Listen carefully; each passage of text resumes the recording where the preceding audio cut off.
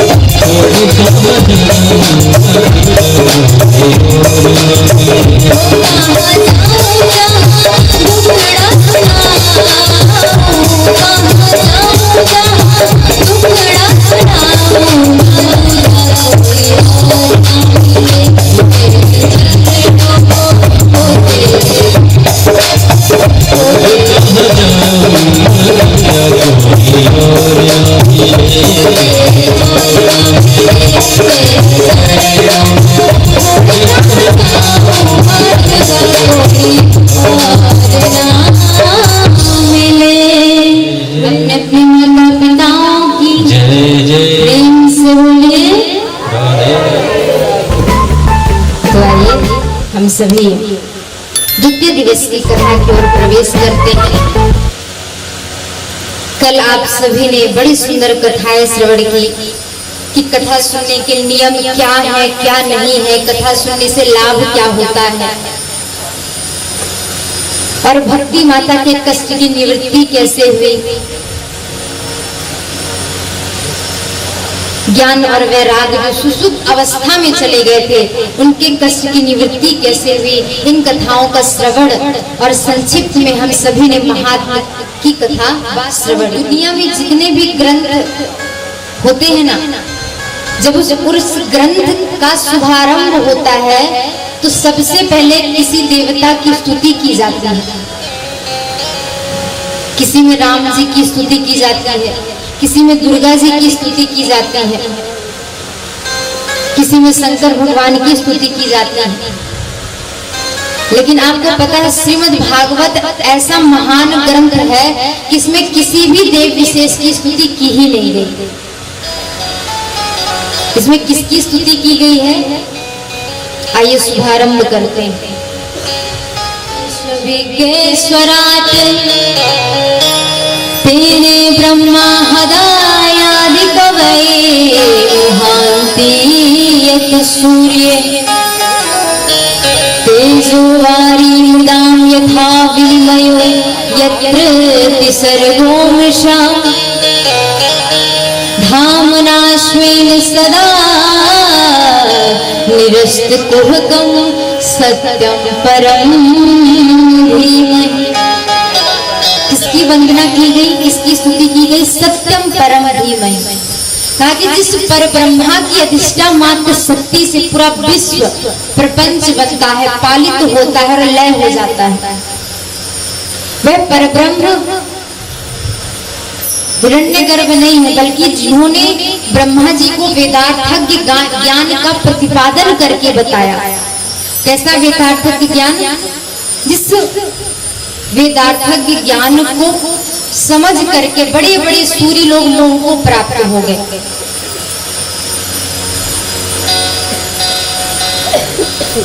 बोले जैसे कि कभी कभी ऐसा कभी कभी लग जाता है सूर्य, लेकिन जब हम पास में पहुंचते हैं तो वहां पानी नहीं रहता, क्योंकि वो भ्रांति है। उसी प्रकार बताया कि कभी कभी तेजोमयी सूर्य की रश्मियों में जल की भ्रांति हो जाती है, और कभी कभी जल में भी स्थल का भ्रम हो जाता है। जो परब्रह्म माया और माया के कार्यों से सर्वथा परे, ऐसे सत्य की हम वंदना करते हैं। सत्यम परम धीमहि।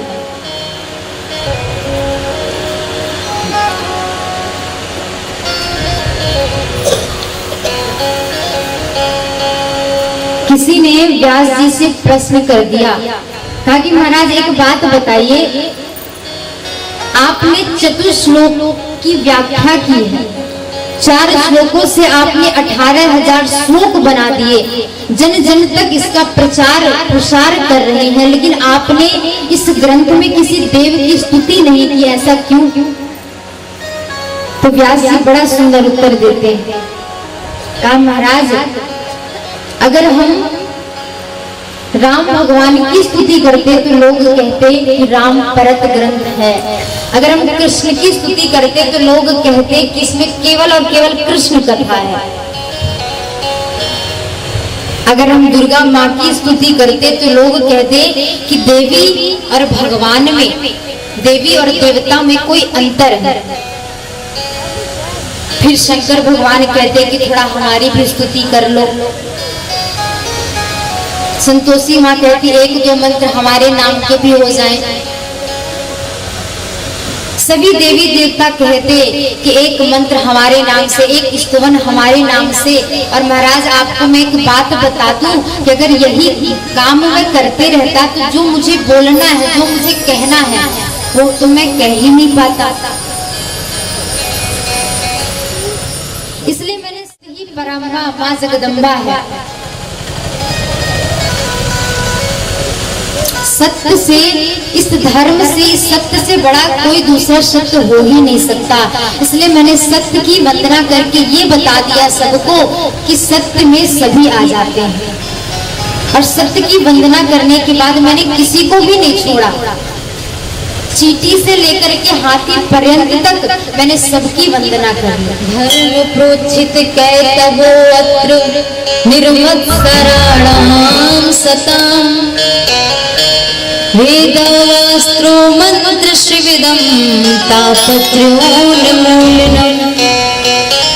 श्रीमद्भागवते महामुनि कृते किं वा पररीश्वरः सदोहद्वद्रुध्यते कृतवे शुश्रो विशिक्षणाति।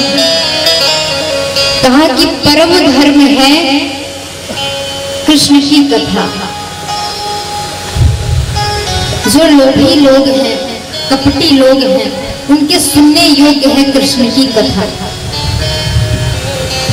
बोले ये कथा हमें क्या क्या प्रदान करती है, हमारे साथ क्या हो सकता है इस कथा को सुन करके। तो कहा कि शिवदम शिवम कल्याणम ददाति शिवदम। कहा कि जो हमें कल्याण देती है वो कृष्ण की कथा है, जो हमें भगवत प्राप्ति करा दे, भगवान से मिला दे, वो कृष्ण की कथा है। बोले और क्या क्या करती है ये कथा? तापत्र्योन्मूलनम, तापों को नष्ट करती है। आध्यात्मिक ताप हो गया, आदि दैविक ताप हो गया, आदि भौतिक ताप हो गया, इन तापों को नष्ट करती है कथा। भगवान मुखाद अमृत द्रव्य संयुतम पिबत भागवतम रस माल्यम मुहुरहो रसिका भुवि भावुकम्। निगम कहते हैं वेद, निगम रूपी जो वेद कल्प वृक्ष है उसका पका हुआ फल श्रीमद् भागवत है। ये बात मैंने आप लोगों को कल भी बताई थी। कि निगम वेद है और उसका पका हुआ फल श्रीमद् भागवत है। वेद और वेदांत का सार ही श्रीमद् भागवत है।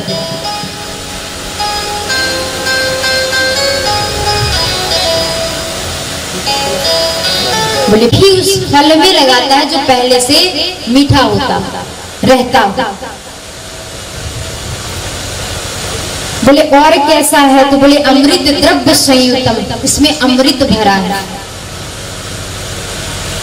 तो बोले इसे करें क्या? तो कहा पिबत भागवतम रसमाल्यम, इसे पियो, पीने का अर्थ श्रवण करिए। एक व्यक्ति ने कहा महाराज कितनी बार श्रवण करें? अभी टीकरवारा में हो रही है, लिमरुआ में सुने थे, बालाघाट में भी सुने हैं। अब कितनी बार सुने भगवान की कथा? तो कहा मुहुरहो रसिका भूविभावुका, बार बार सुनिए, क्योंकि आप जितनी बार सुनेंगे आपको उतना ही आनंद आएगा। अगर एक उदाहरण दे दिया जाए तो पेट तो एक दिन खाने के बाद भी भर जाता है, दूसरे दिन क्यों खाते हैं? लेकिन हम रोज खाते हैं। जिस प्रकार रोज खाना खाते हैं उसी प्रकार हमें भगवान का भजन भी रोज करना चाहिए, भगवान की कथा रोज सुननी चाहिए।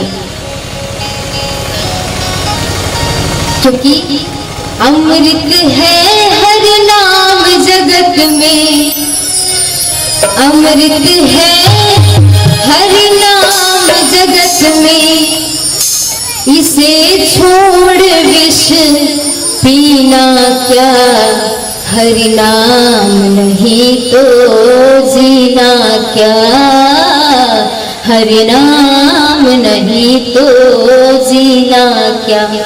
कहा कि अमृत है हरि नाम जगत में, इसे छोड़ विष पीना क्या, और हरि नाम नहीं तो जीना क्या। हो अपनी वाणी में, हो अपनी वाणी में अमृत हो रसना, राधे राधे बोल रसना,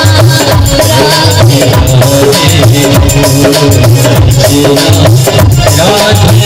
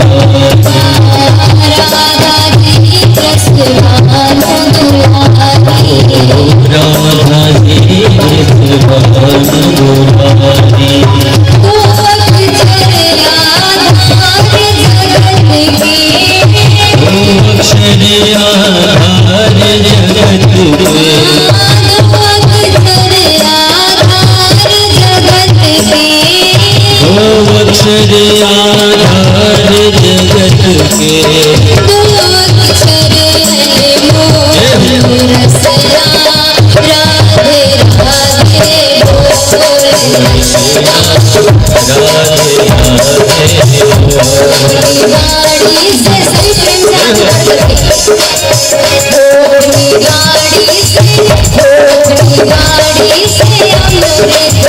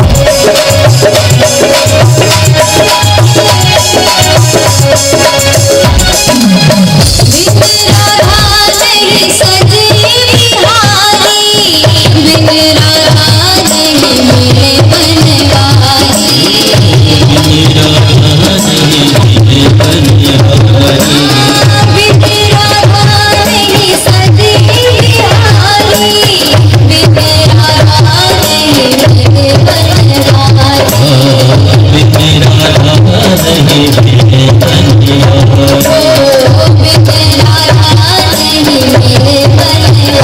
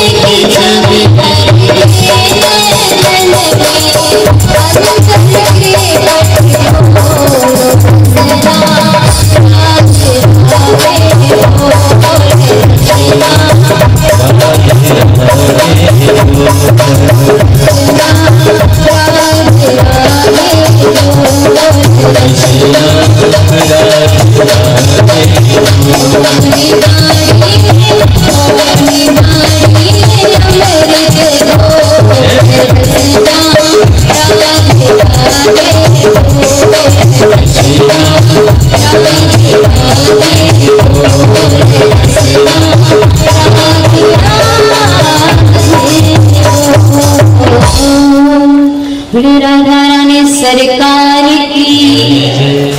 बोले महाराज बात ऐसी है कि आप ये बताइए कि मानव के लिए परम धर्म क्या है? क्या 4 बजे उठ करके हरि भजन भगवान का भजन करना परम धर्म है? या पेड़ में उल्टा लटक करके भगवान का भजन करना परम धर्म है?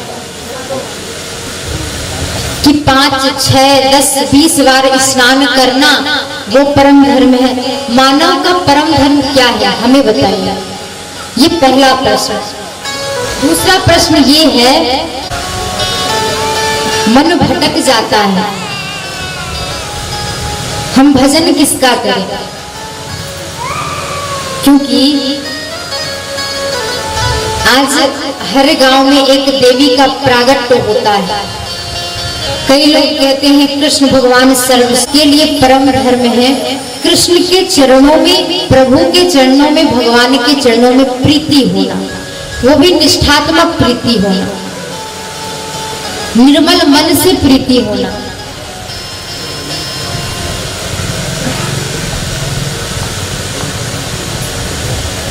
हम भगवान का भजन करें तो इस भाव से करें कि भगवान हमें मिल जाए, केवल इस भाव से नहीं कि भगवान से हमें कुछ लेना ही है।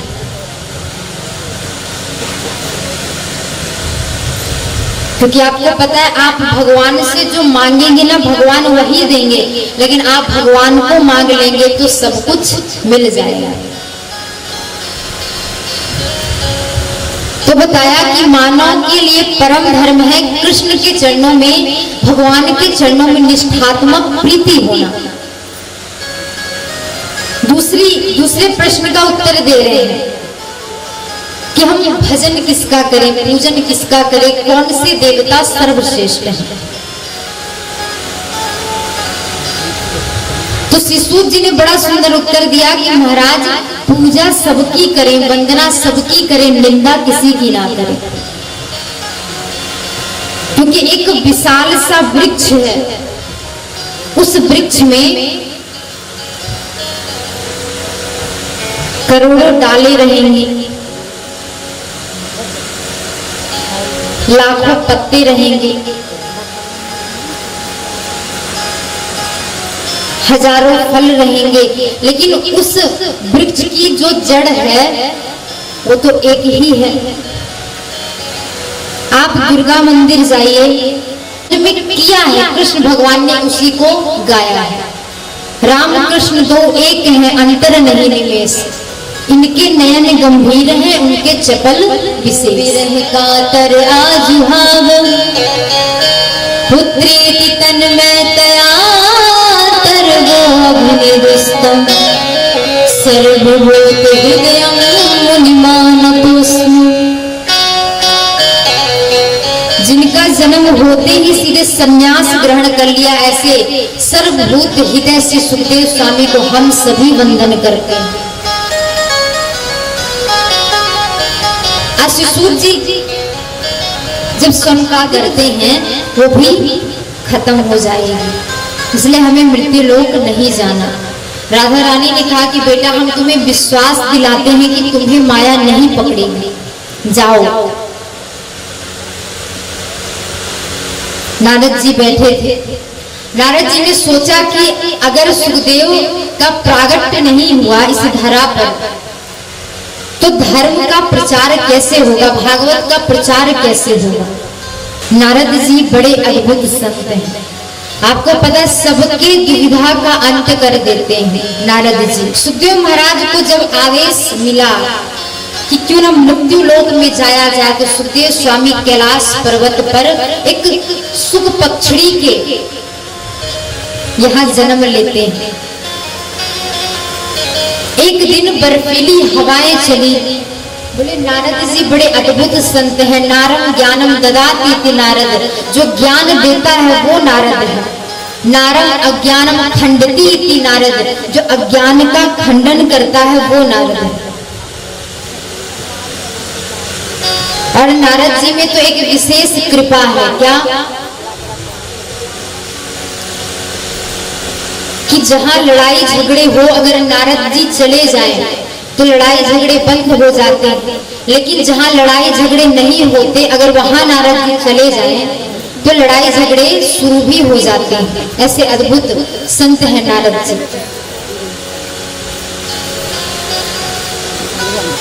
एक दिन मन में भाव आया कि क्यों ना माता पार्वती के पास ही जाया जाए, लीला तो करनी है। बैठे ही देखते हुए सीधे अंदर की ओर चले गए, कुटिया की ओर चले गए, आश्रम की ओर चले गए। मैया पार्वती अंदर कुछ गृह कार्य कर रही थी। नारद जी पहुंचे, नारद जी ने देखा, प्रणाम किया कि मैया प्रणाम। मैया पार्वती ने कहा कि आइए नारद जी स्वागत है आपका, कैसे बड़े दिनों बाद दिखाई दिए आप। तो नारद जी ने कहा कि अरे मैया आप तो जानती हैं हम तो ज्यादा घूमते नहीं हैं। तो मैया पार्वती हंसने लगी, बोले अरे नारद जी आज क्या हुआ, आप ऐसी बातें कर रहे हैं कि आप ज्यादा घूमते नहीं, भाई ऐसा क्या हुआ क्योंकि सबसे ज्यादा। तो वही बात मैया पार्वती कह रही है कि दुनिया की बातें जैसे भी हों लेकिन अपनी बात बता रही है कि हम में तो बड़ा प्रेम है। नारद जी ने इसी बात को पकड़ लिया। नारद जी कहते हैं कि अच्छा बड़ा प्रेम है तो एक बात बताइए, जो प्रेम करते हैं ना वो बातें नहीं छुपाते। मैया पार्वती ने कहा सही बात है, आप सही कह रही हैं, बातें तो नहीं छुपाते हैं। तो बोले मैया प्रेम करते हैं तो आपको ये बात भी बताई होगी। बोले कौन सी बात? बोले जिस मुंड माला को शंकर भगवान दिन रात गले पे धारण करके रखते हैं, उसमें किसके मुंड लगे हैं आपको तो बताया ही होगा। मैया पार्वती कहती हैं कि प्रेम तो बहुत करते हैं लेकिन बस यही नहीं बता पाए। मैया पार्वती शांत हो गई। नारद जी प्रणाम कर दिए। बोले अब हम जा रहे हैं। शंकर भगवान जहाँ समाधि में बैठे थे वहां पहुंचे और शंकर भगवान को इशारा कर दिया जाइए। शंकर भगवान ने कहा आप आए हैं तो जाना ही पड़ेगा। शंकर भगवान गए, नारद जी चले गए। शंकर भगवान कहाँ जाते हैं? मैया पार्वती के पास। मैया पार्वती के पास जाकर के उनको देखा और देखा क्या कि मैया पार्वती गुस्से में, क्रोध में है। तो शंकर भगवान ने कहा कि देवी क्या हुआ, आप थोड़ा क्रोध में दिखाई दे रही हैं। तो मैया पार्वती ने कहा बात मत करिए, किनारे हो जाइए। मैया पार्वती की बात सुनकर के शंकर भगवान ने कहा कि रे देवी बताइए तो क्या बात है, ऐसे किनारे होने के लिए क्यों कह रही है? कहा कि जिस मुंड की माला पहने रहते हैं उसमें किसके मुंड लगे हैं मुझे बताया नहीं। अरे आप तो अंदर से भी कपटी हैं। शंकर भगवान ने कहा कि आज आपने मौका दिया है तो आपको बताते हैं कि जिस मुंडों की माला को हम पहने रहते हैं ना, इसमें आपके ही मुंड लगे।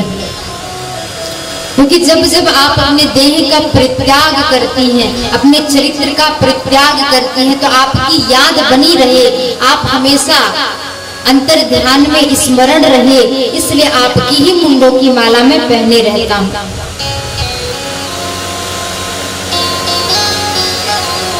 भैया पार्वती ने कहा कि ये कैसे हुआ?